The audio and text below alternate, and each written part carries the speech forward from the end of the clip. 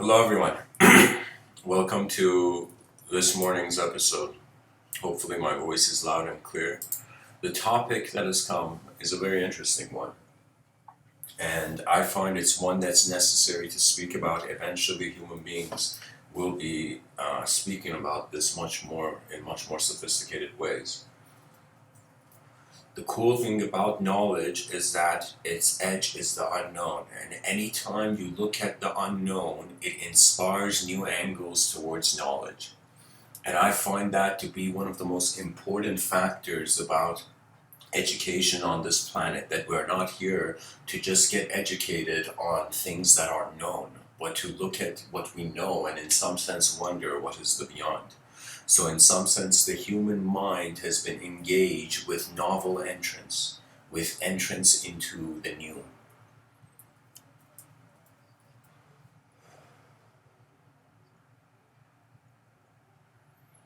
And so in the subtitle I've written, When Novelty Finds You.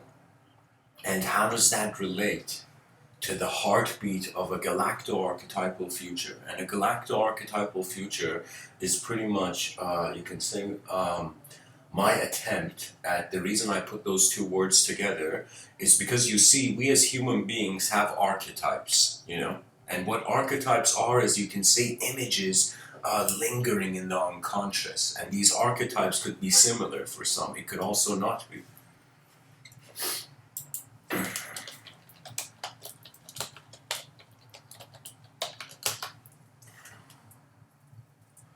So the galacto-archetypal kind of future is a future. Of course, I work on a lot of science fiction, but science fiction sometimes helps you see the various ways that reality at least can move. So what I eventually saw, I'll share some of my science fiction later on, but the point is that it's as if, like, you can say, let's say a child is born and you speak to that child, and when you bring up the concept of authority, that's a young child. So the child has the archetype of the mother, has the archetype of the father, and even Freud went so far as to suggest that God is dad. So Freud, I think, when he was thinking about God, he's like, Dad, where are you? I'm being playful, of course. But the thing is that it is a relationship. It is an archetypal relationship. And I think what Carl Jung came and did actually strengthened Freud's position. That the way that how God is being dad is because behind the person's, let's say, conscious range of awareness in their unconscious, there's archetypes of authority. As if for some people, I'm telling you, for someone who's walked in an Abrahamic context and a secular context, I can tell you that it is a relationship with the ultimate, but in a strange parental way. That means many people who I find are drawn to religion, they get a sort of certainty similar to their childhood, that as if there is another authority, there's an authority figure in the room. Do you see? This is why the faith part of religion is very intense and necessary. Let me tell you why. Because your inner realms are activating it. Do you know that means you are having faith in something only your mind can see and put there to see? Do you know? So the faith becomes a crucial element in that sense of focusing or zooming on the inner realms activation as louder. Now, I was thinking about this notion of archetypes.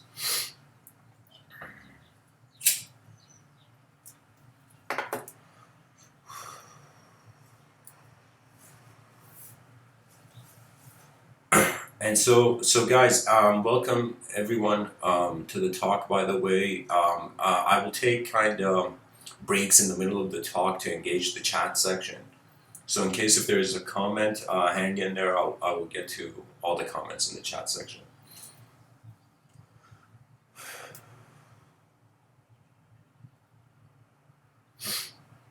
So for me, getting back to this galacto-archetypal future, right now we look at our future, sure, when we think of deeper concepts that kind of test the supremacy of nature, that are kind of supernatural, that are kind of nature's unknown behavior, you know. It's a situation where it's, for example, if the prophetic ideal somebody saw, how can I, let me see, how can I say? I'm just saying that there is a normality in civilization, a sort of mainstream. Pretty much the species can, if you can kind of see the body consumes food, you can kind of say playfully that the mind consumes images of world and self. Now, this mind that is consuming images of world and self, right now it is normal not to see beyond the range of our knowledge. And what that means is, for example, somebody feeling an extraterrestrial kind. I'll give you an example. Like in my life, in 2011, before 2011, I had a very unique incident, and I was in the UK, and I wasn't in Birmingham at the time. I was in I forget the city, but some remote city, and I'd gone there to kind of live like the solo life. And when I was there, I remember I had gotten tangled with a very rough movement of my inner realms. And what that meant is that one night I found myself entering the kind of apartment I'd rented, and I entered and I had drank. I had drank that night, you know. 2011, like the way I speak now, I was totally a different person then. And so I come home. It was this night where I was with this French girl, and I had called her, and she couldn't come that night, you know, even though she later on did. But but it was like a situation where I can tell you, I went home very intoxicated. I was in the UK, and I let myself kind of lie down in the bath. There was this bath, you know. So imagine coming home intoxicated and just lying down. And I remember as I was lying down, my moment felt so valueless to me that I automatically broke down. It was as if like I had become my shadow. I had not become the light of my own being yet. I had become, it was as if I was looking down on myself to such a degree where I'm like, how could anything be up? You know? And so it was a very dark night of the soul, you can say. And so when I was there, in that moment, I suddenly broke down. It was system failure. Pretty much my operating system, my archetypal existence had become, pretty much I had lost sight of senses of myself that were efficient. That's another way of saying it. And when I was there, I remember I had this inner intuitive thing happen where I felt I was being looked down upon by an older brother. Now, I don't know how to explain that feeling, but I don't have an older brother. I have a sense of kind of like, I have a twin brother, an actual twin brother, same age. But in regards to that moment, it was for the first time I felt an archetype was approaching me. I couldn't even call it an archetype then. I didn't know what the word meant then. But it was like, when I look back at it, it was like an unknown archetype had appeared from the unconscious to my conscious moment, which automatically was like a new chemical added in a chemical reaction that transforms the whole incident. And for that, and it was a very unworldly feeling. So it was a feeling of, you can say, like when Freud says God is dad, in that moment I felt the spiritual was my brother. So I felt a sort of affinity, a sort of internal okayness with an energetic relationship that appeared as an archetype, as a sort of brotherly archetype. And it was a feeling of as if I was being looked down. Do you know what I mean by that? That means as if, imagine you're an older brother, and so you see your younger brother, and your younger brother does something that you didn't expect, and you're disappointed, and you as an older brother are looking at that younger brother in disappointment. And so that feeling I had in that bathtub when I was pretty intoxicated, was a feeling of as if being looked down from an archetype of a familiar archetype, if I can say. And so that was a relationship where it was as if I can tell you I was not just having a relationship with my objective moment, I was having a relationship with a subjective, significant subjective implication of how I felt in that moment. And so that was a way where it was kind of like, and you know, the feeling, there's a very thin line between the divine and that which appears otherworldly. That means whenever we discuss other worlds, it could be any other world.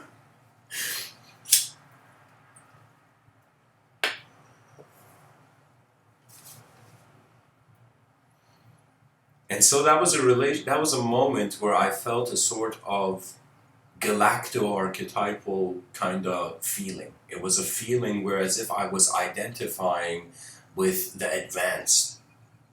And that is one of the best feelings in this life, because people are conditioned, believe it or not, by the environment to be weak.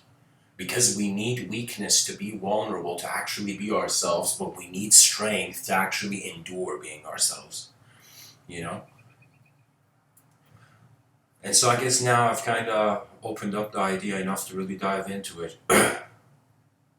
Something the listeners should know is that ever since I started these talks, I went on a very unique rhythm of attention.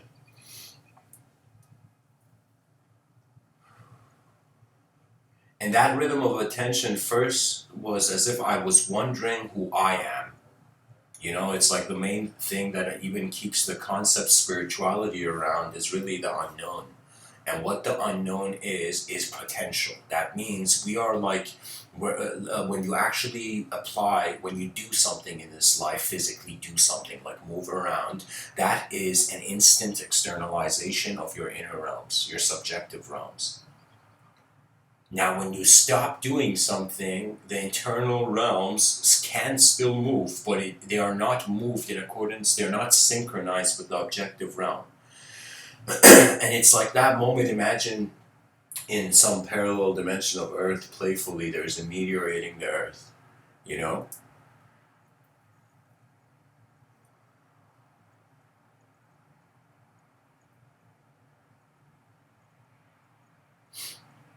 If that meteor was hitting Earth, you'd suddenly know that absence is coming, regardless of how full your moment is. And for me, I feel death, or the transition of attention out of a physical plane of being, is as mysterious, as awe-filled, as in some sense the idea of access to the new. What I mean by that is that if man doesn't look through his real eyes, the world can be anything.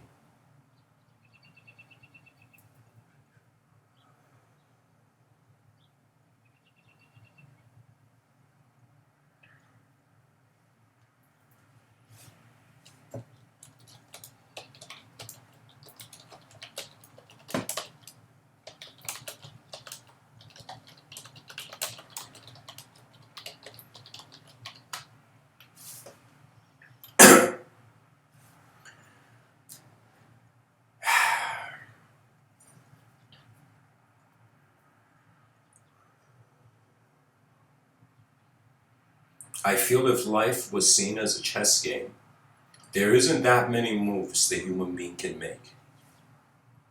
This doesn't mean there isn't many ways we can live. It just means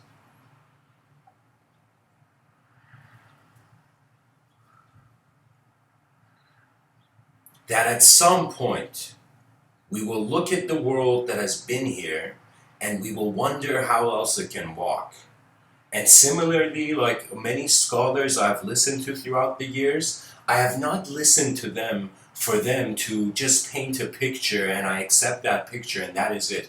I listen to the mystery. It's like some people you listen for answers and some people you listen to for their questions. And for me, a question opens up a new dimension of movement, but an answer limits the dimensions of movement. That means the moment you have a question, imagine you say, what is life? And you ask this from your boss in the middle of work, and your boss is like, the meaning of life is to get back to work. You know? So you can just think life for the rest of, imagine even there's a 0.0 whatever amount of zeros you want, 1% chance that your conscious mind, the mind doesn't die, the body does, but the mind doesn't, imagine. So if your mind doesn't, and you have a viewpoint, that viewpoint can echo. And I think the Buddha caught on to a sort of relationship in the inner realms that is similar to this.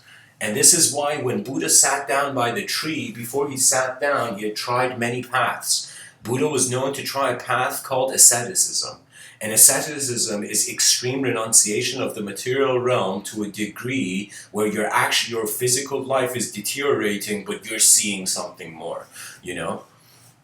So for me, it's like pretty much human beings were trying to shake up life to see what it is.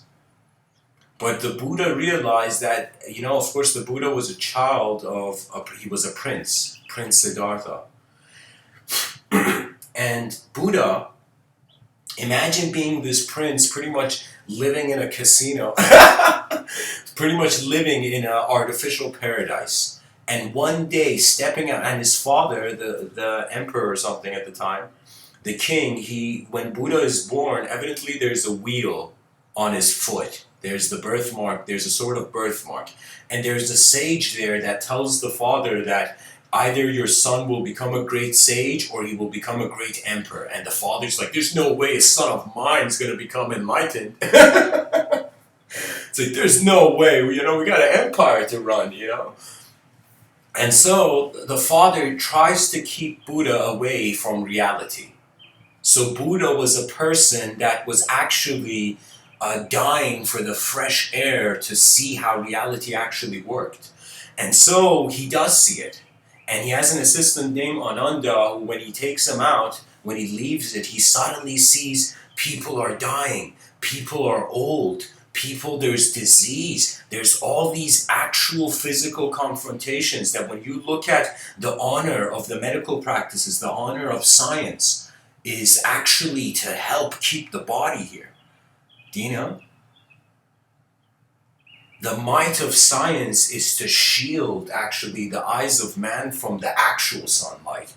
Philosophers are here to contribute to physical survival, and I feel that scientists are here to contribute to physical survival. Philosophers are here to contribute to non-physical survival, which comes to be discovery.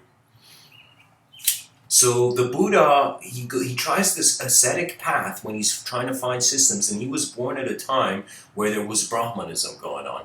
And Brahmanism could be said to be that man's relationship with the unknown with the unknown appeared through strict ceremonial ways. That means, imagine back in the day, the human mind was an antenna, and ceremony and ritual was a certain way we moved the antenna. Okay, so Buddha woke up in a time where people were doing too many artificial and ridiculous ways, as if he came across some people who had connected their legs to trees, with a rope, so they were hanging upside down from a tree, and Buddha's like, what are you guys doing? And then they're like, yo man, don't disturb us, this is our path to the truth. And then Buddha's like, okay, I'm pretty sure this isn't a path to the truth, this is a path to being Batman. To being like a bat, you know, he says this is ridiculousness, and he walks. And when he tries the ascetic practice, that's ridiculousness too, because he fasts to such a degree that his body is too weak to get up. Imagine making a mistake you can't return from. And then it's like there's a story where out of nowhere this random child appears with a bowl of rice. And Buddha suddenly comes back to life, slowly realizing that that path he went wasn't the path. That to die to understand what life is a paradoxical inefficiency. That it is only in the action of embracing life that you actually live it. If you don't care for anything, you instantly, that phenomena stops caring for you, which is another way of saying your attention has exiled that form from your conscious moment. Do you know there's been times where I've been so busy and I've had to do something so on a very, how can you say it, like there isn't enough time kind of incident that the person has to do. And so I've been so busy that there were even, imagine like you're in the middle of doing something, you're late, and a thought comes. Let's say, like I don't know what it was. There was a thought of a sort of the thought. It's like I was doing something at a pace, at a really fast pace, and a thought came into my mind where I didn't have time for that thought. I literally, my hand playfully just pushed the air as if I was pushing that thought away because I didn't have time to look at it, you know? And so it was, how can I tell you, our relationship with our environment as we look, just, it's like evidence, it's become more conscious, more sophisticated. And if there's a chance that there's an inner environment, that relationship, our relationship with that inner environment is also becoming sophisticated. So that means it is no longer enough to be what your ancestors saw. It is only enough to be what you can see, as far as you can see. You know, like I understand the concept of honoring one's ancestors, but on some level, they didn't have the eyes that they didn't see what was going on. This is why you can't just like find an ancient algorithm, a behavior that was in ancient times, and think that that one behavior is going to be the solution of future times. You know, I do understand like the intentions of scholars such as Terence McKenna, who in some sense said that, what was the way he worded it? Let me see if I can remember. He said there's a sort of archaic revival, as if history is repeating itself through us. That means you might be behaving right now like your great ancestor and have no clue that you are. You know?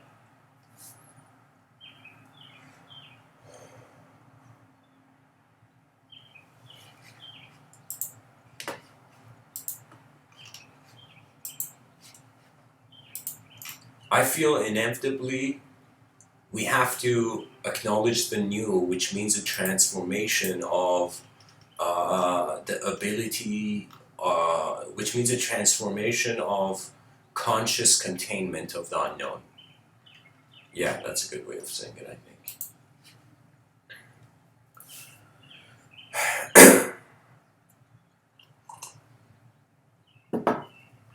One last thing before I really dive into the future part of this talk. The poet Rumi had a remarkable statement. And if you just search R-U-M, you know, R-U-M-I, you're gonna see the quotes from a man who was alive, I don't know, what is it, like 900 years ago, in a sort of Sufi culture found in ancient Iran.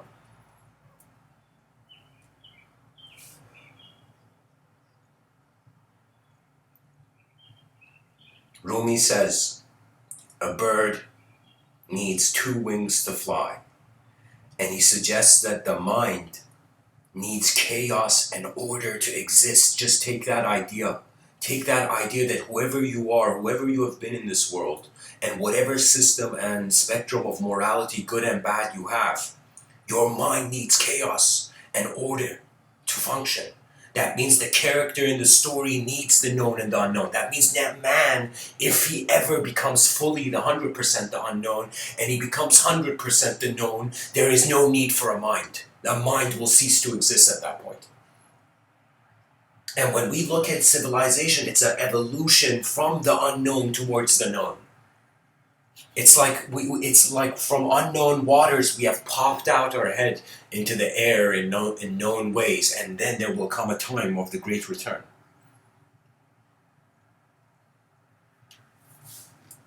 That means if we just think we're objects that object will have access to probably a few subjects. But if we realize we're neither the object and the subject, have we strangely become the eyes of the world?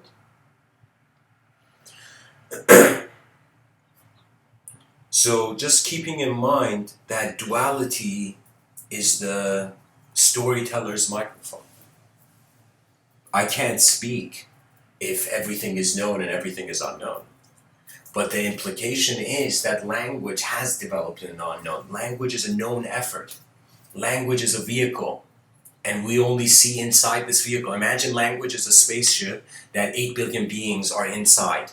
Now you can't see outside of the spaceship. There isn't windows, or let's say the windows there are, but some people have blocked it by looking through them.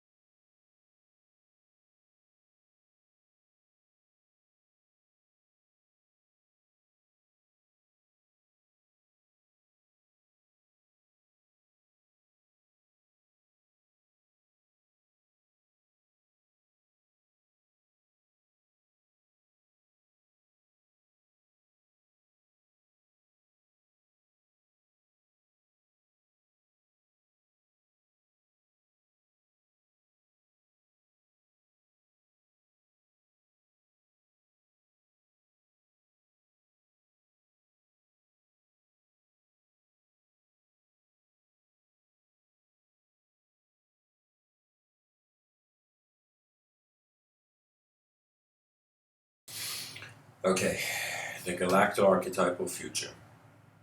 I want to share a chapter from my science fiction. And let me see.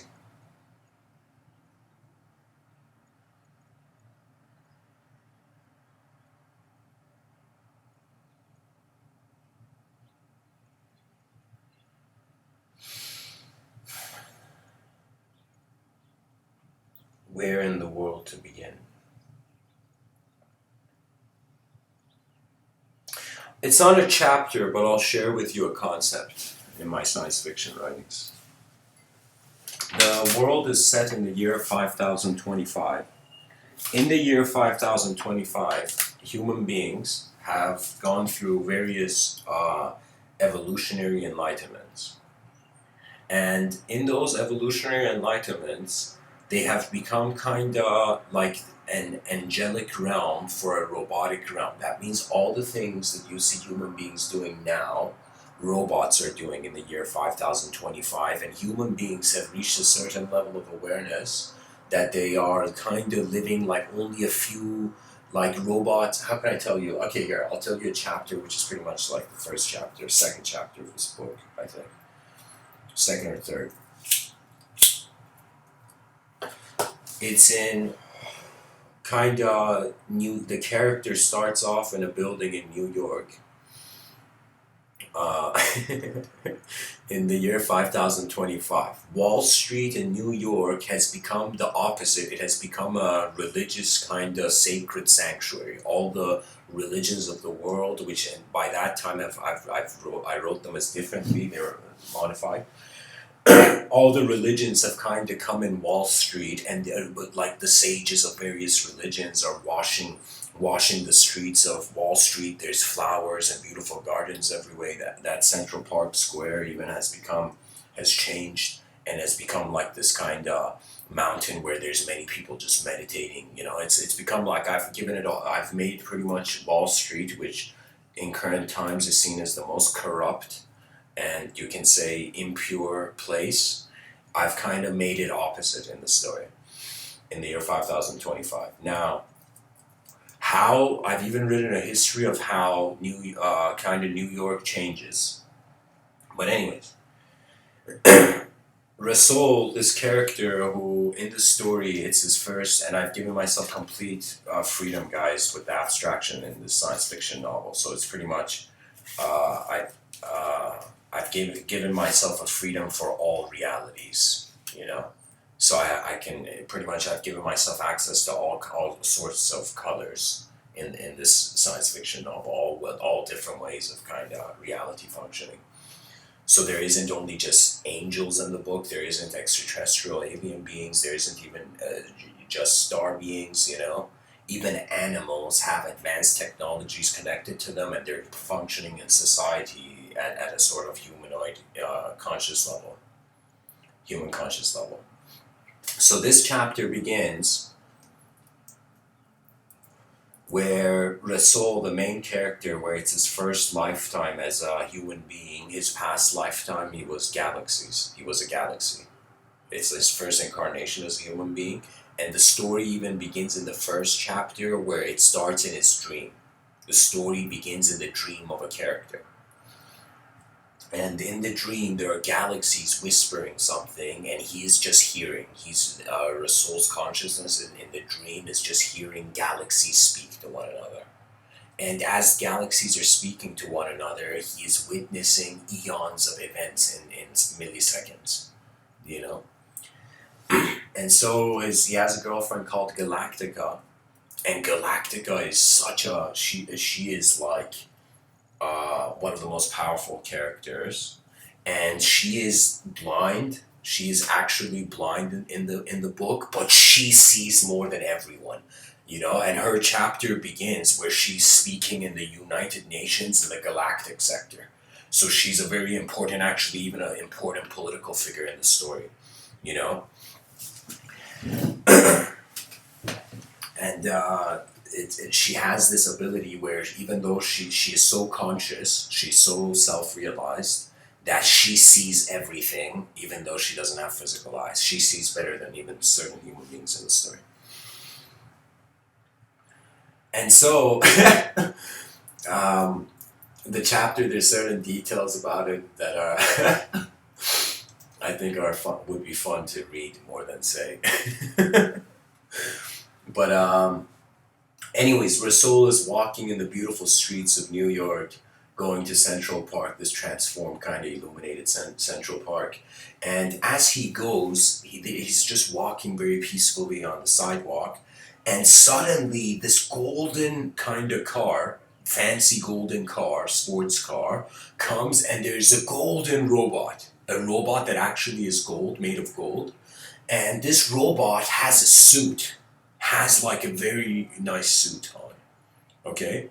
And this robot comes to Rasool, which is the name of the main character, and introduces himself, and he says, I am the wealthiest robot of the robotic realms. And I have found he's been so rich that so I told you robots are doing the things human beings were doing. So all the people who are in Wall Street now, like let's say uh, the corrupt coke consumers, you know, drinkers. So it's so you see, it's as if the robots have become the wolves of Wall Street, and so this is pretty much a rich, egotistical robot, okay? And this rich, egotistical robot has had the wealth to actually buy his way into being able to see humans, and coincidentally, his program was authorized to see Rasool. So you gotta understand, in this story of mine, there isn't even just one parallel dimension of Earth, there's 9. And there's even twists in what else happens in the multidimensionality of the book. So what that means is robots are living in a world, but human beings, they don't see the robots. They don't even need to, you know? And robots can choose to see human beings, just like how you can say there were certain figures in human history that they communicated to what appeared to them as a sort of higher dimensional format of a creature. So human beings are like the invisible beings behind to the robots. They're like the supernatural to robots.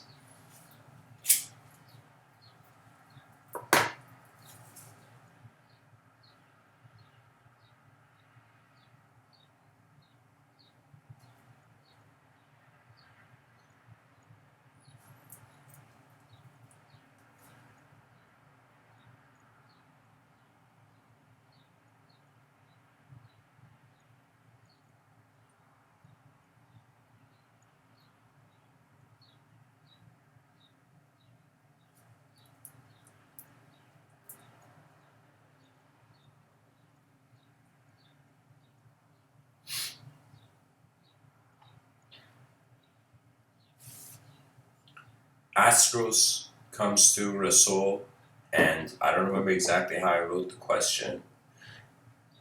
Guys, you know what's crazy? No, I can't access the chapter.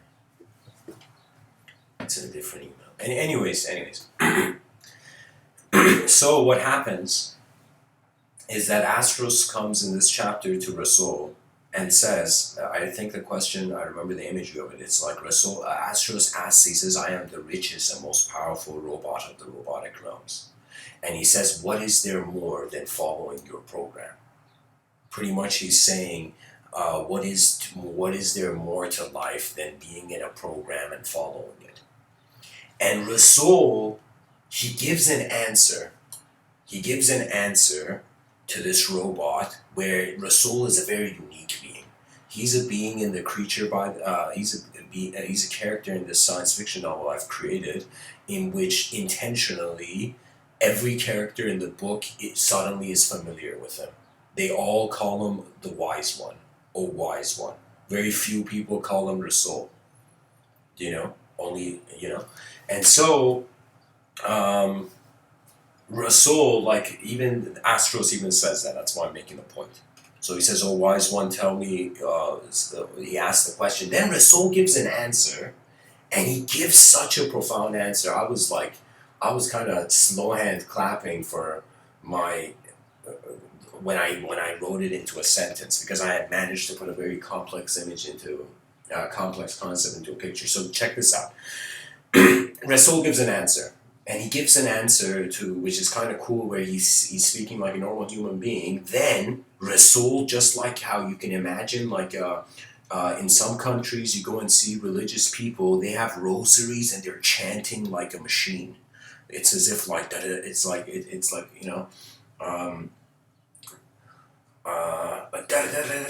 do you know what I mean? It's like so much chanting that the chanting process becomes repetitive. Becomes mechanical. So I've had moments where I've said Om, and then the vibe of the moment has just gone with the administration of nature. So when it goes by that, by sort of natural rhythm, then the person actually can behave like a robot without being one. Or behave with certain patterns of repetition and engagement. Anyways, so Rasul gives half of the answer in English and half of the answer in hypothetical binary, which I used kind of like a Fibonacci sequence with 0 1s, like 0 0 1 0 0 1, and then it's like 0 0 1 1. Some there was a sort of pattern I went there. So anyways, Rasul says to Astros, the robot, that your closest attempt, he says something like he's trying to tell this robot how you can have a soul. And he tells the robot that you have to trust and record the behavior of your creators, so you can record enough patterns of human activity to at least see how a soul would appear, and then have your own reconstitution attempt to it. So he's pretty much telling the robot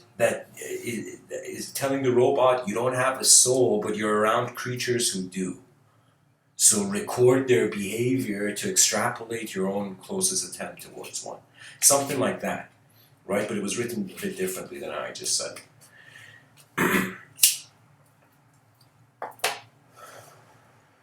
Now, Rasul, after responding to Astros, or actually I think I misplaced it, he does something different before that. Before speaking to Astros, I don't know if it's before or after when I wrote it, but it's like before there's a moment where he goes into Central Park, and there's a river there, and there's a rock, and he sits on that rock. And he closes his eyes because he received a dream. When he wakes up, he tells Galactica something, if I remember correctly. He says something like, I can't be in my form anymore. It's like telling your girlfriend you're leaving your body.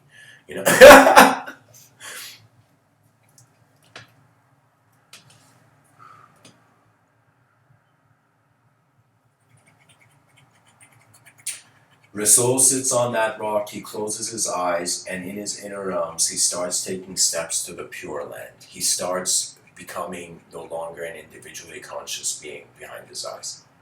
But right before he enters the Pure Lands, he, in some sense, lets go of his individualism. A memory of his father appears.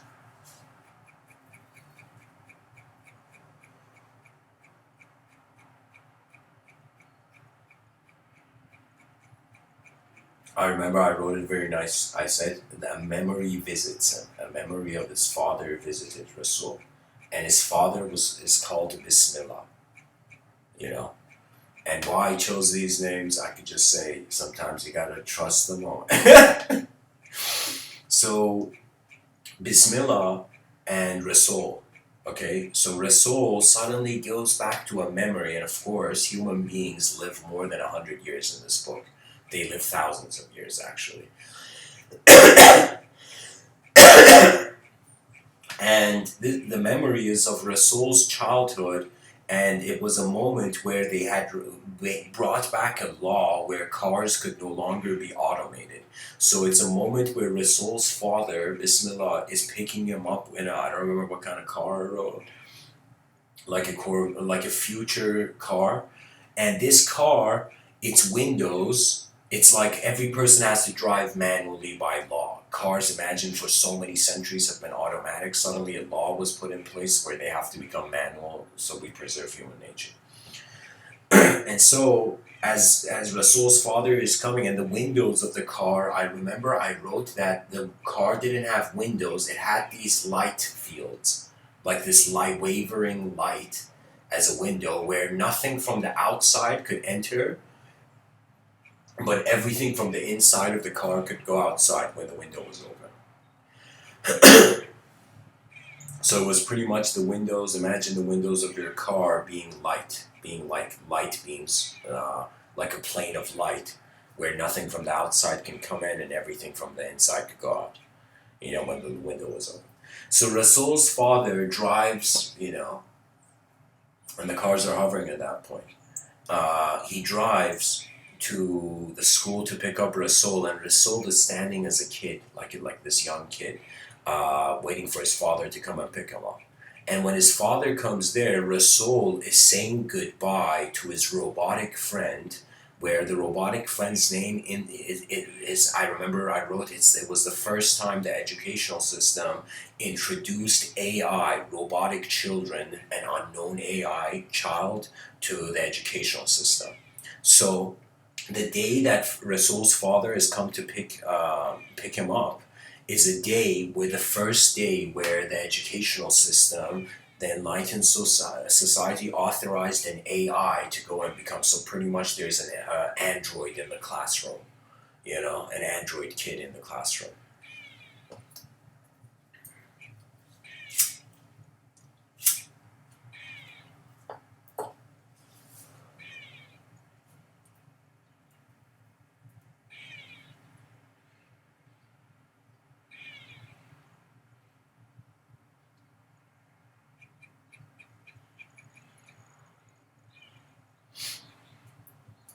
And what happens is that Rasul's father, Bismillah calls Rasul, Rasul says goodbye to McKenna, and Rasul goes in the car.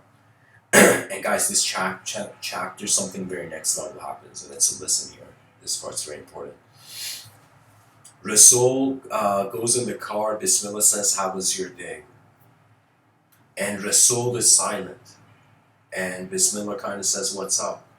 And Rasul says, Rasul says bye to McKenna, his android friend, and he comes into the car, and his father, I think, says something like, is that a new friend? Or I see you made a new friend. And Rasul is silent, and he says, why is there so much cruelty and hatred? This robot kid that entered the school on the first day in recess, pretty much the robot kid was looking in the yard for psychedelic mushrooms to transform his consciousness, because the robot knew he was trying to find a soul, okay? So the AI robot was trying to figure out if he was conscious beyond this program. right? So the same way human beings are trying to figure out if they are more than the biological program. So this robot kid, android kid, kind of, he goes into, what do you call it? He's in the yard looking for something, and the kids get a metal trash can, like a metal trash can at the time, and they start bullying this robot, this first AI that has come into the human system. Okay?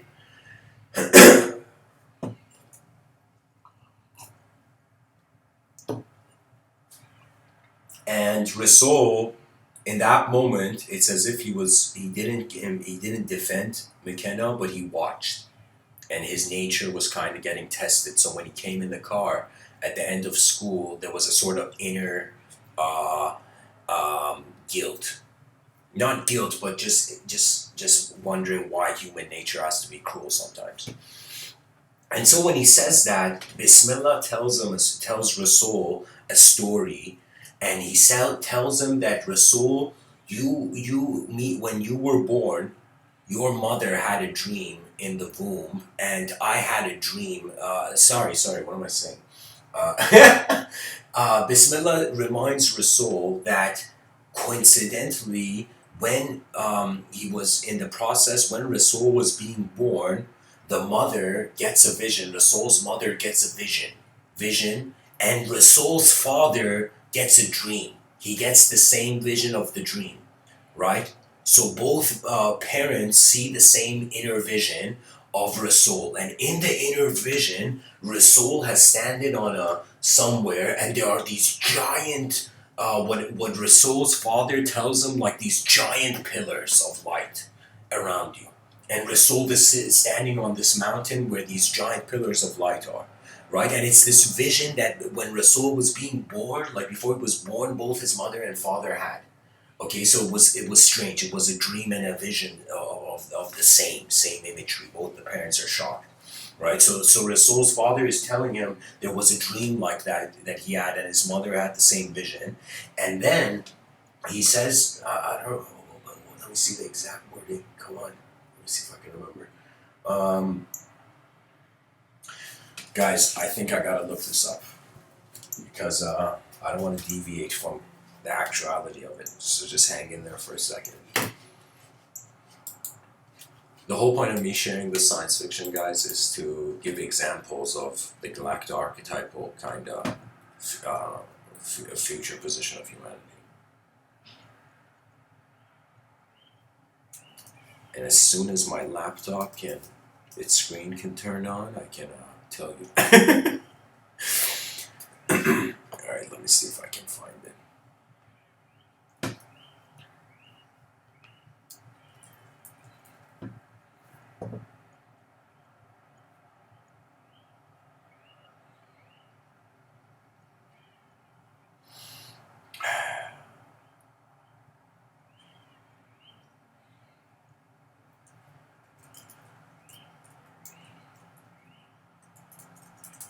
Jesus, it's around here.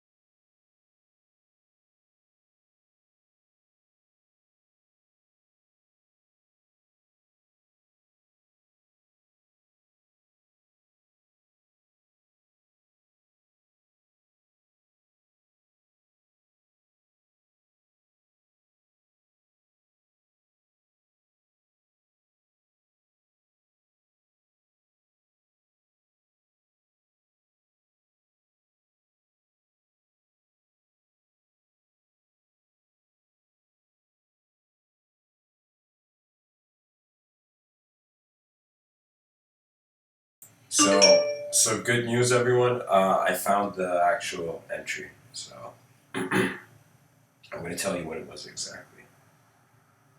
So it's from chapter 3, actually. It's called The Memory Speaks.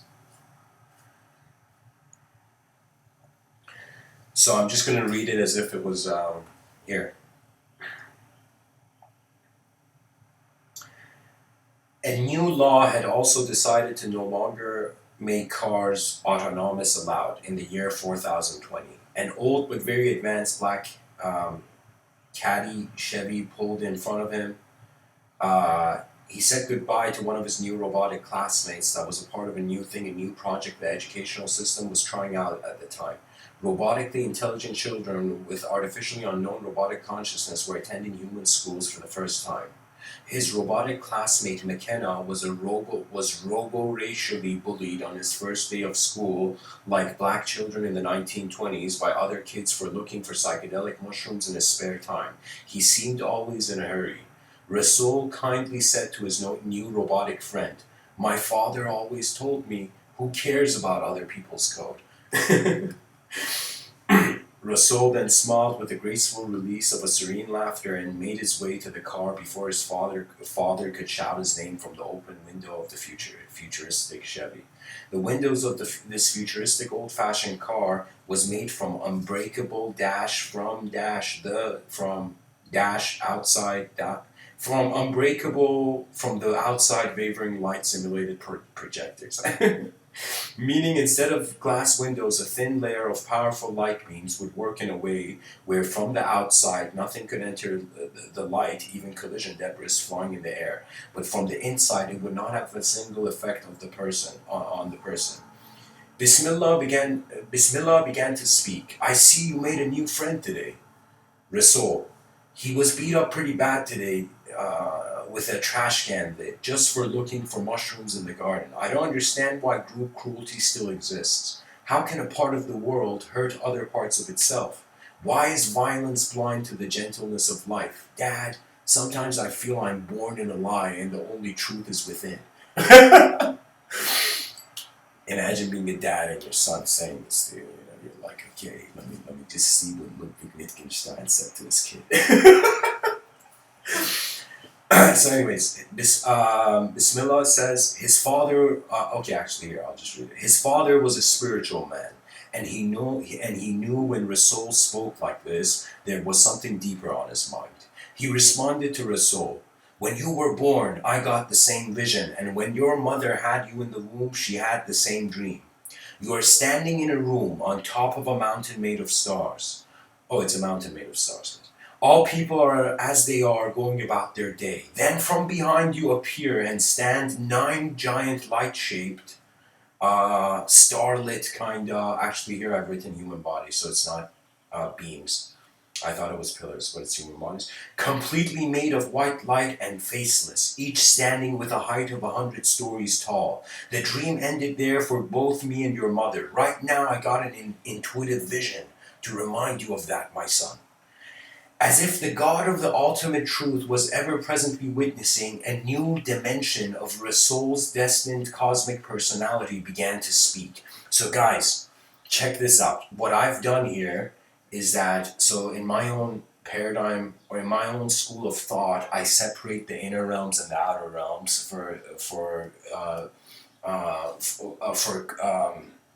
clarification purposes. So in this story right now, Rasul's sitting in the car, passenger seat, his father's in the driver's seat, they're talking, and Rasul's father, once he reminds Rasul of that vision, it's as if the next thing I've written, okay, here, I'll read it, then I'll explain it.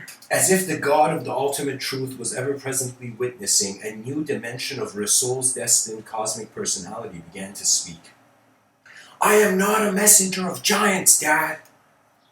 An immense responsive urge from Rasul's future self's 32nd dimension, 1,000 years ahead of Rasul's current birth, began to burst out and speak out through him. The future seemed to be reminding the past where it stood in the roar of a parallel present. So what's happening is Rasul in that moment, his future self's 32nd dimension, whatever that means, 1,000 years ahead. It's as if his future self, 1,000 years ahead of this current birth of Rasul. Do you know?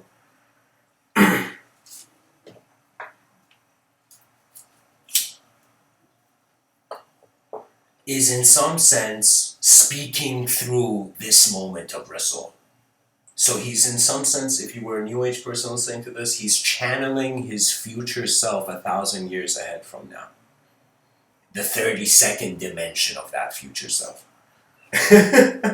I'll let you imagine the metaphysics yourself. You know? But anyways, I'll keep reading. His father stopped the car and knew it was time to listen to the soul of his son. In some spontaneous manner, like a raging unsatisfied child, at the same time with the intensity of a great Star-Lord commander of the omniscient benevolence of the galactic realms, Rasoul's future self began to speak through him. I am not their leader. I am not the leader of mankind. I am not the leader of mankind. They are their own leader. Who am I? I am just a mote of dust trapped in a beam in the chaos of an ordered world. So imagine a personality like a galactic military commander, is speaking like these with the tone of a galactic military commander. He's speaking like this to Bismillah, to his father, right? So he's speaking to his father in an unworldly tone, in other words.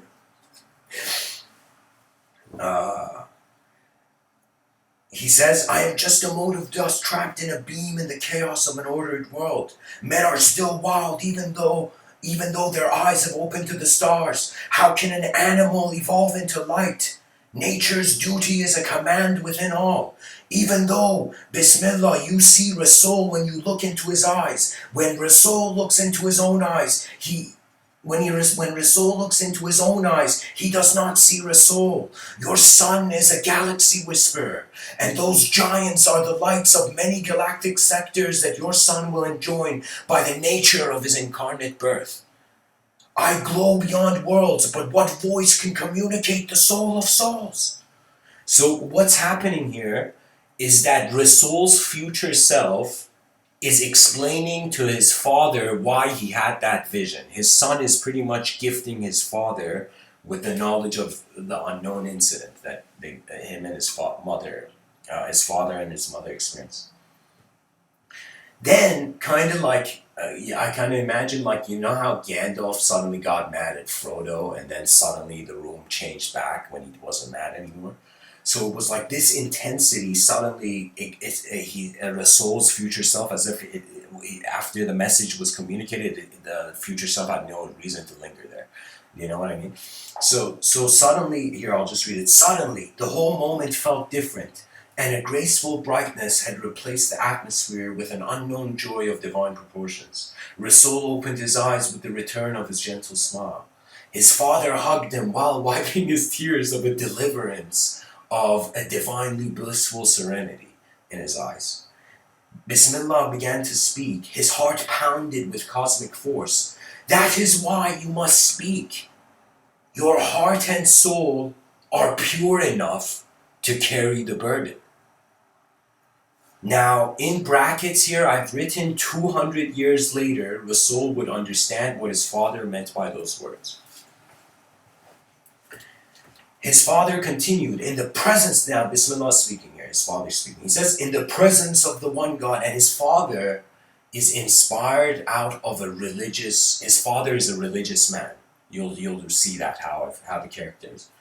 His father continued, in the presence of the one God, may the blessed mysteries that dwell in your eyes reveal themselves in their own time. You are a child of truth before you are my son. I have adopted you in this physical form, but your only father is God. So remember, he's a religious guy. Rasoul's father had been raised, I've even written it here in brackets. Rasoul's father had been raised in the light of the Muslim world. The truth your heart has known all along. So it says, but your only father is God. The truth your heart has only known all along. So Bismillah is responding to that multidimensional communication from his son as if the authority is the singular. Now check this out. Rasoul's, he says, you are my son, S-U-N. and your mind shines brighter than the intellect of words. Allow yourself the life that you are here to live. Your heart understands what the heart of mankind shall soon understand. Imagine a father telling this to his son. Never forget the world you are a part of, Rasul.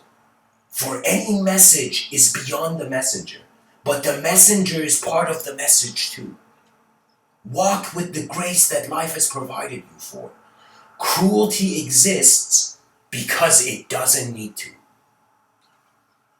Rasul's smile had become slight, but filled with profound interest as he was intently learning from the wisdom of his material life. He knew his father's heart was pure, and God, as he had experienced, spoke to him in every moment. So Rasul, he feels when he sees his father, it's as if his father is in tune with the divine archetype. So you can say the same way a child trusts their father, or that archetype, is the same in a macrocosmic unknown sense of that trust fractally existing. As they drove off with his father's charity dash mediumship beads dangling from the rear view mirror, his father also replied, "You can also teach your robotic friend something new from our Persian culture." To always have good thoughts, good words, good deeds, or in his case, good programs, good communication, and good output. And then I've written here, Bismillah made himself laugh, but then continue. That's a gift handed down from the beacons of our ancient Persian culture that now only glimmers in the eyes of the memory of a few. The vibe in the car had turned into a playfully proud one. He was very blessed to have entered the world through a very compassionate family. Nature's heart beats for all. Rasul smiled and told his father, "I told him your who cares about other people's code line." His father chuckled and said, "That's a good one too. Ignorance will one day cease to exist, and you, Rasul, perhaps may be there to witness it." So this statement, guys, is so crucial to the foreshadowing of the whole book, where Rasul's father in this memory tells him, ignorance will one day cease to exist, and you, Rasul, perhaps may be there to witness it. As they drove off home towards the end of this memory, Rasul opened his eyes on the rock, that rock in New York. The stream was just as it was, gently journeying. Modern, I've written in quotations, Manhattan, New York, seemed to have a serene atmosphere about it. He looked to his right and saw his autonomous transport system had arrived to give him a ride. As the hovering mechanism invited him in, as he entered the modern vehicle hovering in the air, he heard these words from some speaker. "Next destination, Chief Justicar Nova's tribe, the robotic realms." End of chapter 3. So that's it, guys. I don't know. I hope you enjoyed that. That was chapter 3 called The Memory Speaks.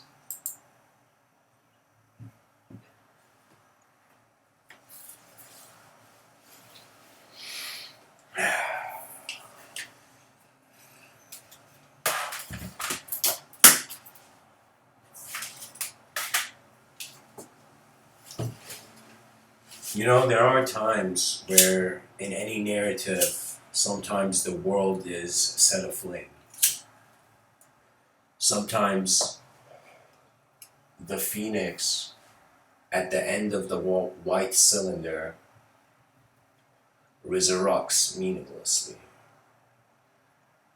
from the ashes. You see, guys, life is a painting we are being. I feel psychology is another way of painting ourselves into existence, but we're not painting ourselves with color, we're painting ourselves with language.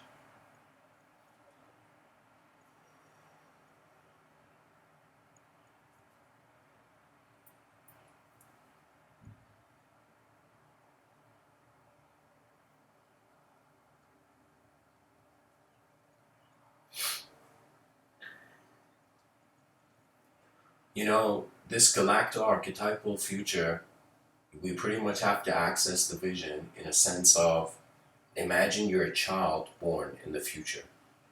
And imagine you're born in a future where there are aliens walking in the streets and there's androids walking in the streets and it's all super casual.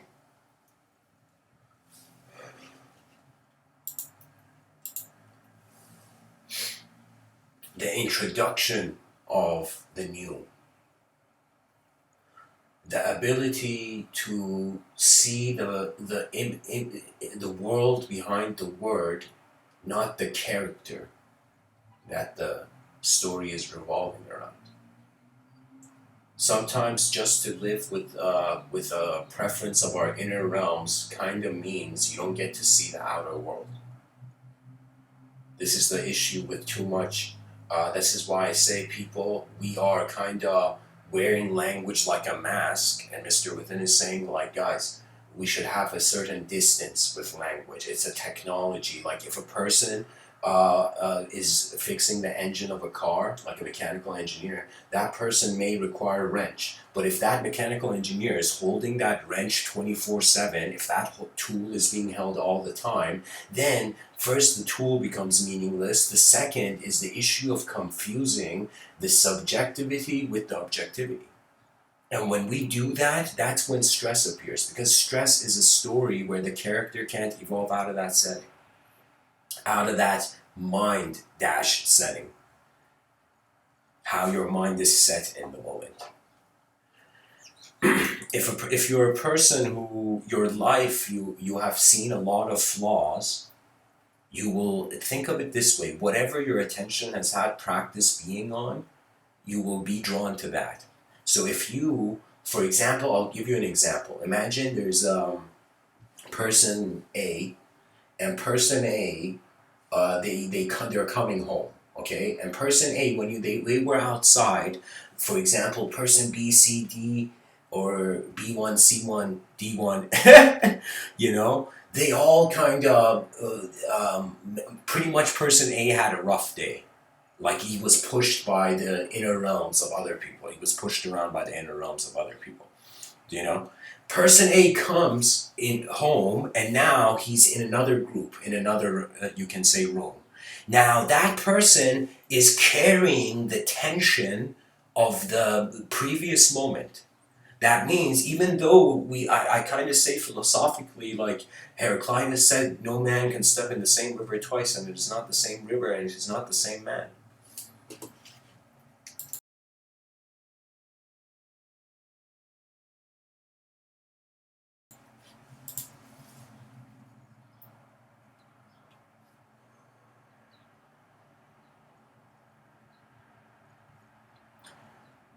There is an echoing of our actions into our future. For example, when I record this talk, it echoes tomorrow. I can access the conceptual framework of it.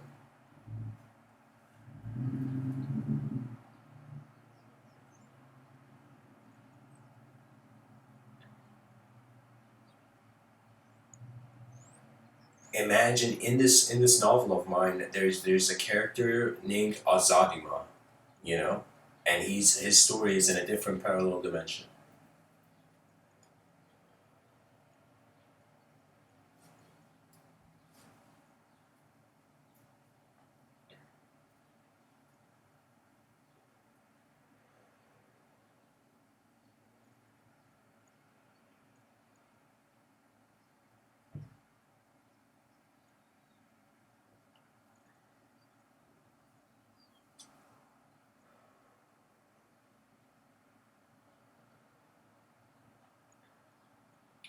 They're star beings. One of their parents is extraterrestrial. So I'm just trying to think that we will inevitably evolve to a position where we will have to have that first adrenaline rush of our heartbeat, just feeling that moment of intensity when we see the new, the unknown, the unfamiliar. A civilization that defines its security only by the familiarity is a weak civilization. Because the moment knowledge is taken away, we know nothing. So there's one attempt of knowledge being accumulated, then there's another it's like the best sort of knowledge is the one that is absorbed experientially. That means if you notice anything that your direct experience is engaged with, you're taking seriously. Whatever you take seriously, you're looking at completely. And when you look at something completely, then at some point you will see enough designs for the mind to subjectively reimpose new imagery.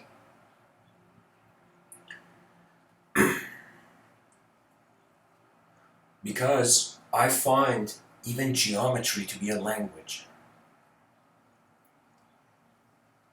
I have even said it that geometry is the next great language of all languages.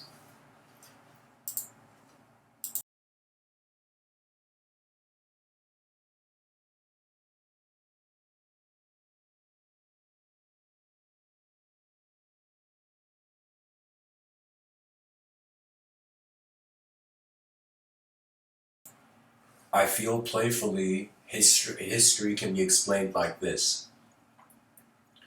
Man was the world. Man is in the world. And man is beyond the world. We are constantly appearing as a species, as a mass movement. We are the unique change of nature. We are the stranger on earth.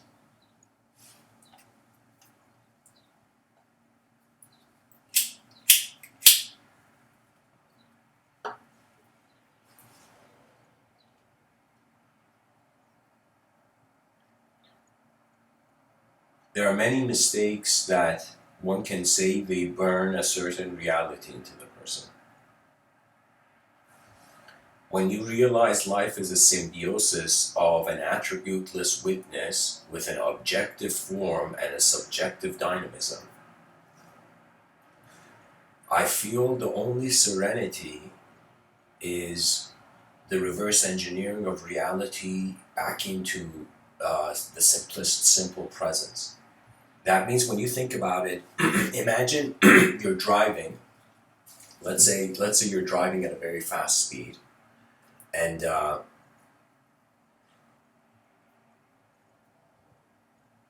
can I tell you? It's like you're driving at a fast speed. The car becomes shaky, and what you do is you kinda. How can I tell you? We are constantly being pushed out of the balance and comfort that an archetypal position provides, and then our attempt to find balance again is the adoption of a new archetype. And what archetypes are the shadows that the light in the room creates. That means, I'm pretty sure Carl Jung kind of realized, like Carl Jung, believe it or not, he kind of had a Buddhic revelation, I think. So there's a text called the Lotus Sutra.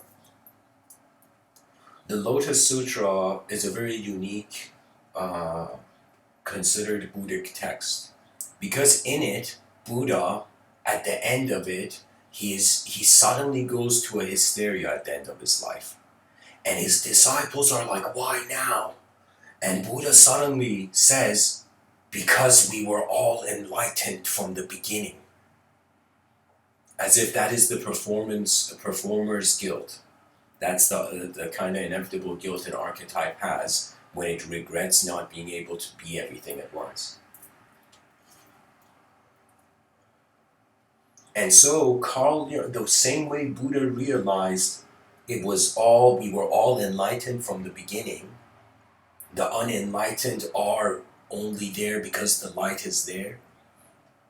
It's similarly as if Carl Jung, realizing the shadow of the self, the shadow self, its origin is the real self. That means your mistake cannot exist if there is not someone who has a potential to do the right thing. that means the potential to do the right thing suggests there can be a mistake. You see, there's a codependence, there's a dualism at work in all articulation.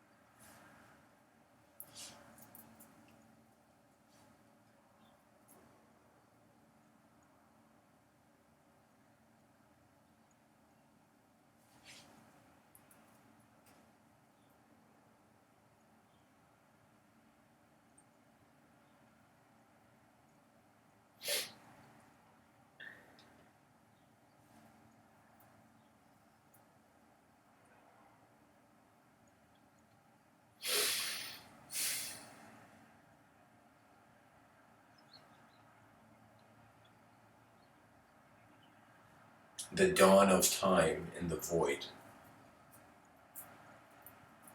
The presence of a sort of cosmic inflation. The emergence of manifestation. The sky that held it all endlessly. The tears of a temporary face.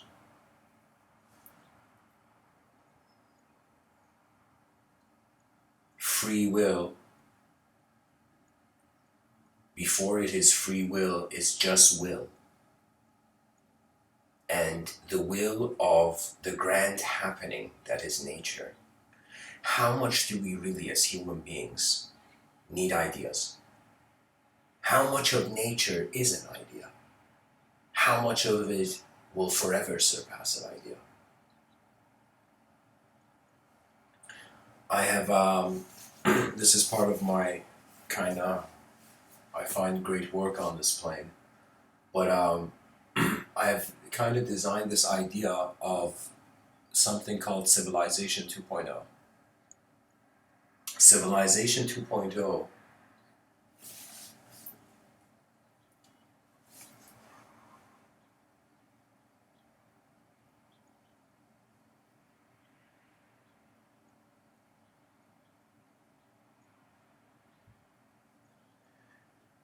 has 3 phases.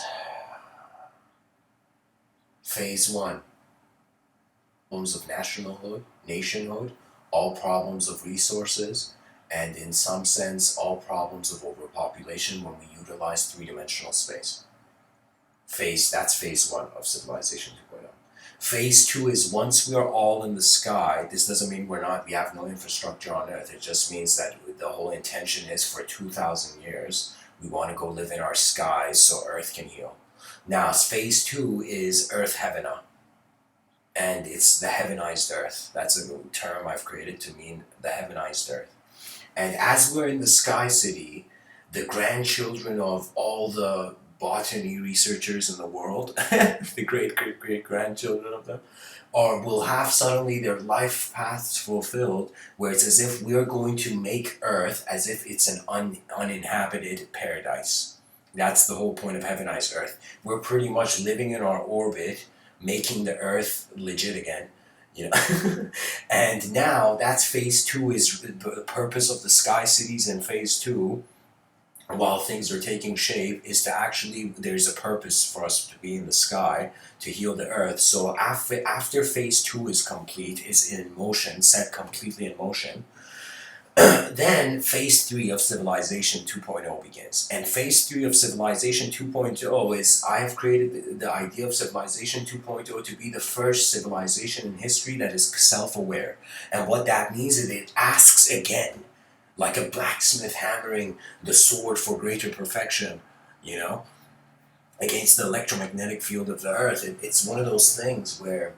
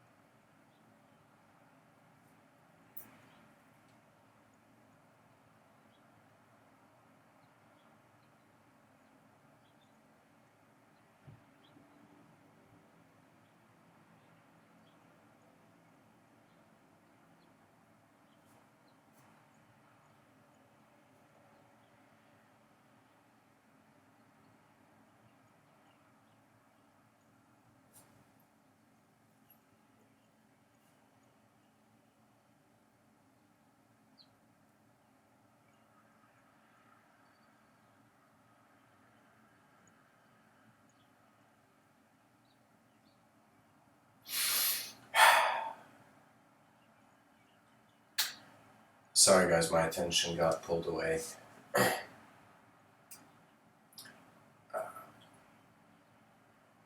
Anyways, phase 3 of Civilization 2.0, I just remembered something, but as phase 3 of Civilization 2.0 is actually an attempt where human beings will wonder if they want to return back to Earth on a mass scale, or we're going to keep Earth as a plan B, and plan A will be the interstellar advancement of the species. Now, phase 4 of Civilization 2.0, I'm just going to give a slight preview because like I'm developing it to some degree. But phase 4 of Civilization 2.0 would probably be a sort of massive robotic sort of civilization building on a galactic scale. We would be a sort of not type 3 civilization. I don't think we'd have access to a technology that can harness the sun's power. But I feel that at that point we're going to have how can I tell you, it's very easy to imagine that we can design systems where literally we plant civilizations on planets like seeds. Civilizations, technologically sophisticated civilizations. Now, something about Civilization 2.0 that I forgot to mention is that civilization in phase 3, where there's an interstellar advancement beyond the language threshold,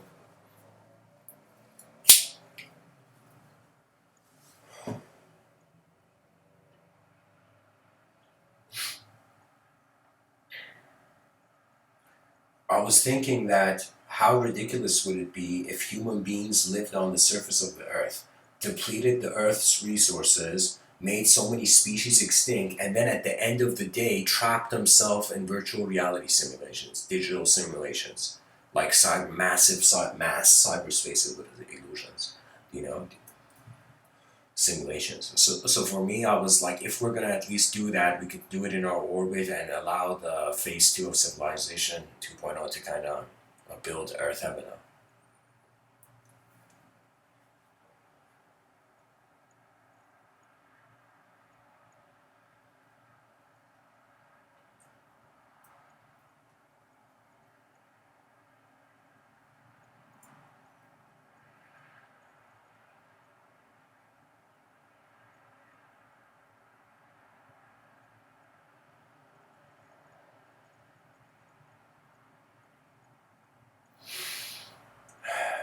Rejection of the ancient uh, uh, mystical patterns.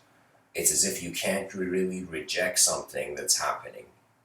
So what I mean by that is that we open our eyes in a world, in a system that is already in motion. Now we set our own motion in this vast river of motion, okay?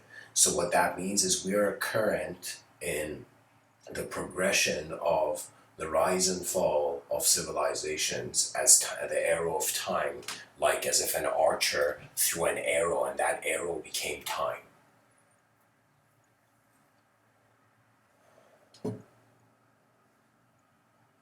It's like that's the only arrow of a divine archer that transcended time because it was the direction of time. The arrow was the time. You know, what that means is what appears to us as a world may very well appear to other dimensions as a thought. In the same way, a thought that human beings create, such as the concept of civilization, it harbors within it so much imagery. And I think the process of conscious living is actually wondering, kind of, where is the boundary? You know, Aldous Huxley has this remarkable quote. He says there are things known and things unknown, and in between are the doors of perception. Right now, me and you are speaking as if we're in the revolving doors of perception. Now, our doors of perception, our perception, sensory perception, is arising from a world that has a sort of macro and astronomical constitution. That means on some level, any time the attention moves on to an elemental explanation being the cause, morality suddenly is out of the picture. Language is so unique that it's like a thought and you know what keeps thoughts alive? Attention. The same way people are fighting to get out in front of camera in you see in today's entertainment industry, you see it's like the same way thoughts are fighting to enter the minds of men. Because the mind of man is what eternalizes thought.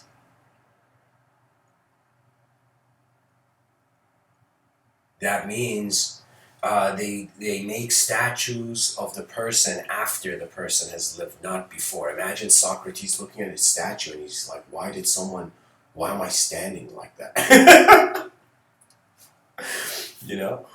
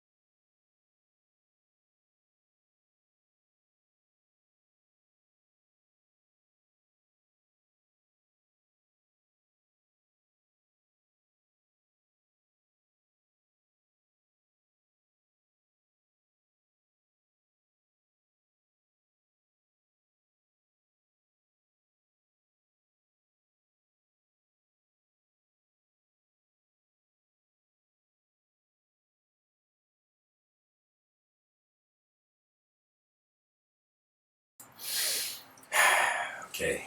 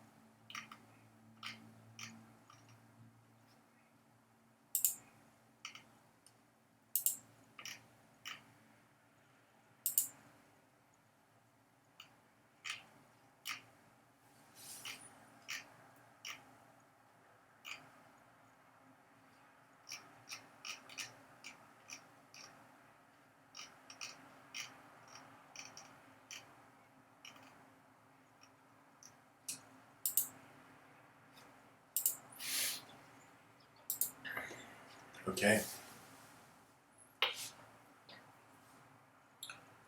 So, thanks everyone for hanging in there.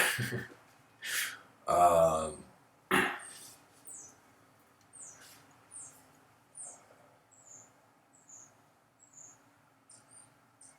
I think we are designers by nature. I think nature has not just designed static designs, we are animate. And our animation is mysterious, and we don't know, and our language is limited.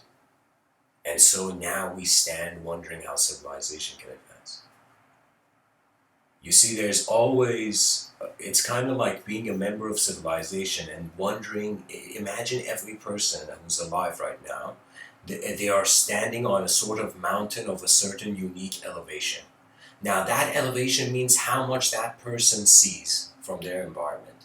Now, imagine there's various different people with different peaks and different elevations. Now, imagine you're a child born in a civilization, and now you're wondering what is the furthest that our species has seen. And if objectively you ask the question, you go towards astrophysics. If subjectively you ask the question, you go towards mysticism.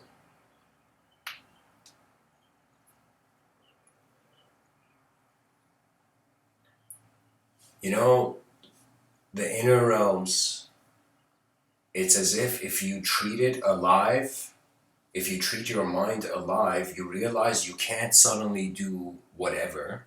And what it means is that one has to maintain a relationship with how their intelligence is projecting the self and the world simultaneously.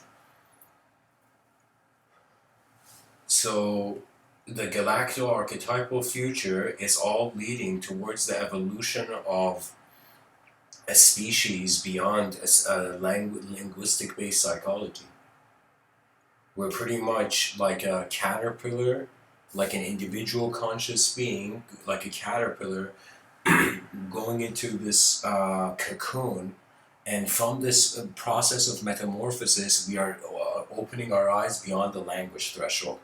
Like as if when you look at a caterpillar, what a strange design. You know, I remember one of my, I don't know if it was writings or talks or something, but like I was saying, the caterpillar looked at the sky and was like, God, why do I have so many legs, but I'm so small? Why do I need this much legs, you know?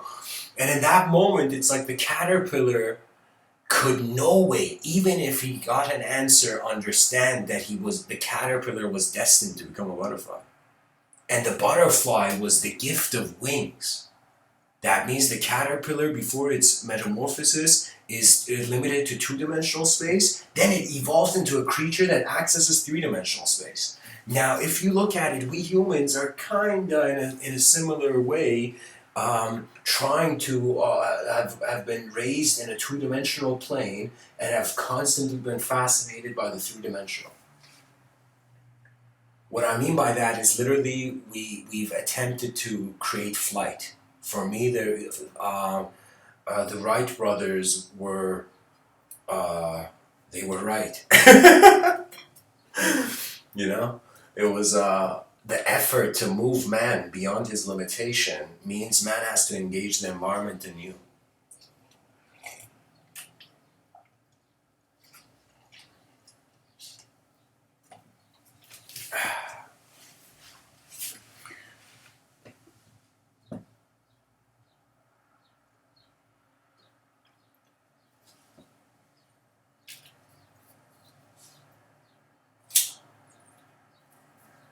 You know, something even stranger, Jake, when you say in the chat section,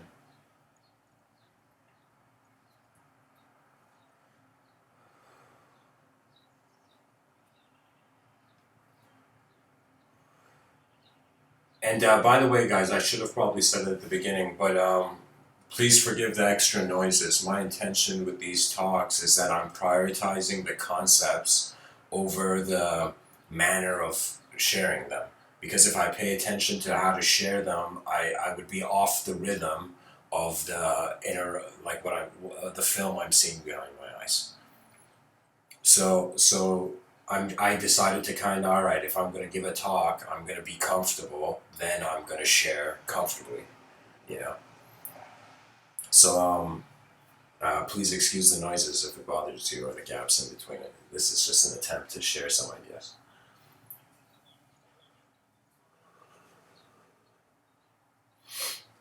You see, the butterfly, its evolution is very strange because when you look at the evolution of an animal, you see it's like 4 billion years, you know.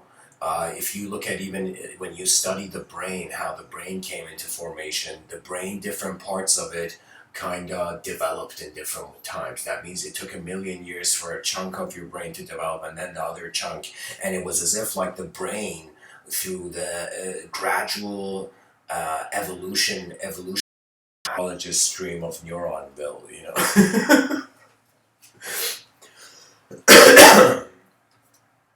so so the thing is, um,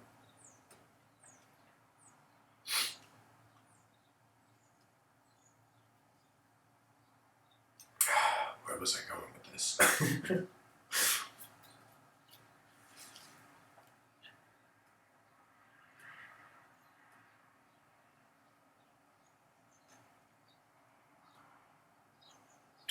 Different, yeah, the evolutionary time spans. So the caterpillar in such a short time becomes a totally different creature. But we human beings, it takes billions of years for us to just, you know, smile. To have a subtle change. So for me, that was always unique. And when we look at, for example, the involvement, the engage, the coming soon of the technological era, you know, the technological revolution, we are just so casual about it, you know.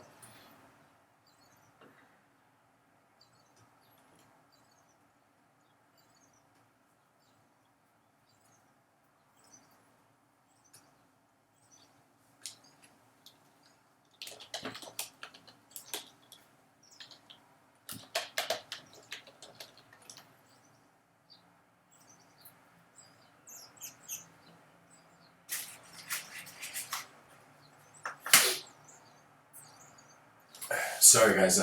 Just a second. I'll be back.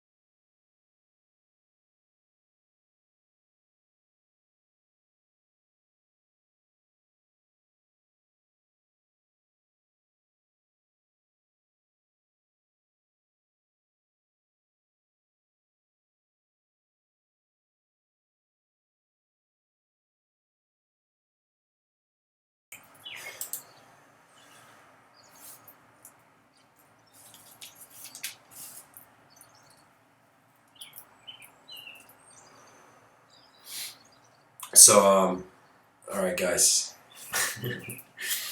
Silence is also conversation, as Sri Ramana Maharshi says. Yeah.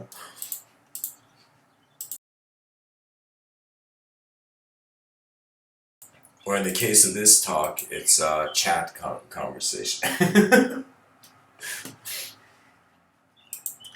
uh, just the fascination that over a long period of time our evolutionary changes occurred, but the evolutionary change in other species occurs at different speeds. It kind of means light is providing a playing like a battlefield, and the different soldiers are running with different objectives or different intents, you know.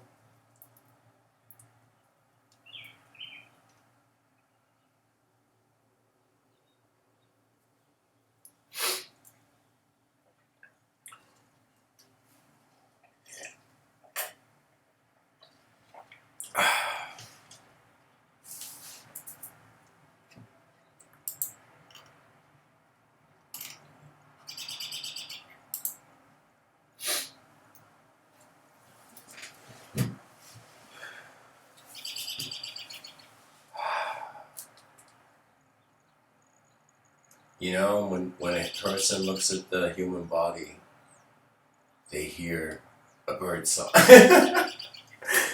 No, seriously though, when a person kind of looks at nature, it seems to be as if it's functioning under the knowledge or the knowing of a field of activity. When you look at animals, they don't sit down like philosophers on rocks with their fingers on their chin or with their limbs on their chin, wondering why they exist. It is only man. It is man who is dared to kind of evolve beyond the animal kingdom. And our civility now is defined by what this creature has created and how much it is aware of it.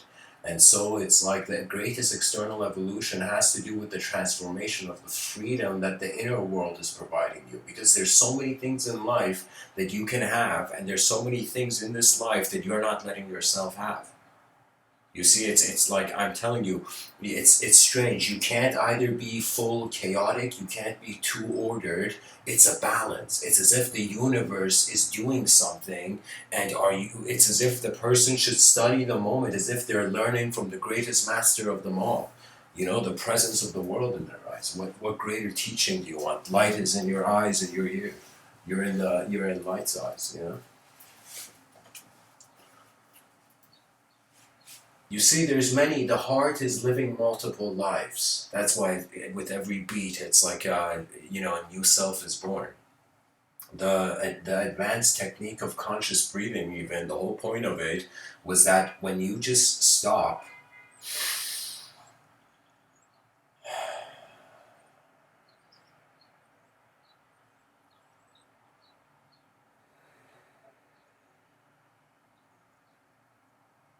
and you listen to how simply existence is being, in that simplicity, you will see the complexity of the universe unravel.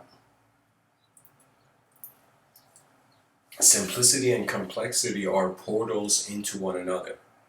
That means the portal to the complex is simple, and the portal to the simple is complex. And language is very beautifully and dualistically geometric. You know, I I remember in one of my talks saying something so silly. I said that it's like language is like a technology where it's like an Iron Man suit. And imagine Tony Stark being in the Iron Man suit so long he has forgotten he's Tony Stark, you know? And his wife comes to him and he's like, Tony, what are you doing? Get out of there. You know? And Tony's like, what do you mean? This is me now, you know? And Tony Stark's wife is like, no, what are you doing? The kids miss you. The kids can't have a robot dad. And Tony Stark is like, I'm no longer Tony, you know? Imagine Tony Stark's wife's like, Tony, come back to your senses. And Tony's like, Tony's gone. You know, yesterday I changed my name. First name Iron, last name Man. You know, it's like, And then one day you'll see, like a close friend, like a close friend of Tony Stark come in and like slap him with like as if like the Hulk coming to Tony Stark and slapping him, and he just comes out of the suit and he's like, "Oh yeah, I was never the suit." Okay. Do you know? So Tony Stark was a Hulk slam away from that illusion that he was the suit, but you're not the suit. And if you see language as suits we wear in public, you see it's not just clothing. Our dress wear is not clothing. Our inner dress wear is our psychological constitution in regards to what we see from this world. You know? And here's the cool thing. Knowledge, really, imagine right now you had read all the books ever written. Imagine right now the greatest teachers in this realm all came to you and they gave you their teachings. And you have received everything that human civilization and knowledge could give. Then, in that moment, then what? Then what? What happens after we have attained paradise? Do we just linger there? Or is it that Earth remembers where it has always been?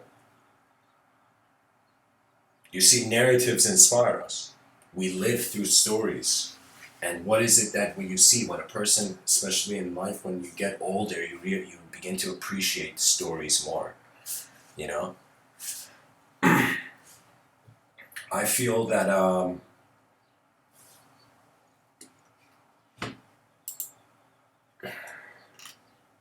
that pretty much I remember coming up with this concept in 2015, where I said it's a one student mind, where all universities, students, they create this group, club or whatever in the university called one student mind. And it's the attempt at making a club that there is a communication network between change. Let me tell you why. Because it's like you don't supply what people don't need. So after some point, you can still supply, but if people don't need it, it'll become meaningless to supply it. So when the student evolves to, I think that this is the thing, the student and the teacher, these are lesser archetypes. The superior archetype is the archetype of the explorer. And when we have this sense of responsibility to wonder what ingenious method we can extract out of the unknown. Again, I'm telling everybody who's kind of listening to these talks, you better start writing. And let me tell you why. Because it's a joy of life. It's a privilege of the mind's existence to be able to work with the inner realms and the outer realms. And writing was, you can say, the first attempt of man to put his hand into another dimension. To synchronize the objective particles with the subjective rhythm. So anyways, guys, thanks for tuning in. I hope this talk was helpful, and the whole gist, like the whole point of the idea was that I just saw the future generations have to acknowledge the unfamiliar more intensely. And because they have to acknowledge the unfamiliar more intensely, they require to change. And what that means is you can only change as much as you're aware of change, you know? So what that means is it's like your inner, what you see right now, which is your sensory perception, imagine that's a sphere. And everything you see is inside that sphere. You're in the center of that sphere. You're in the sphere of your sensory perception. This endless spherical sense of awareness we have. So when we see beyond that, it would be a notion where we are seeing beyond what the sense and sensory could define. So it's kind of impossible to want proof of another dimension when you're still in this dimension. Do you know the proof? If the proof is in this dimension, it would be this dimension. Do you know what I mean? So that's the challenge, I think, of true theoretical physics. The value of the definitions, you know? So anyways, guys, thanks for tuning in. Much blessings and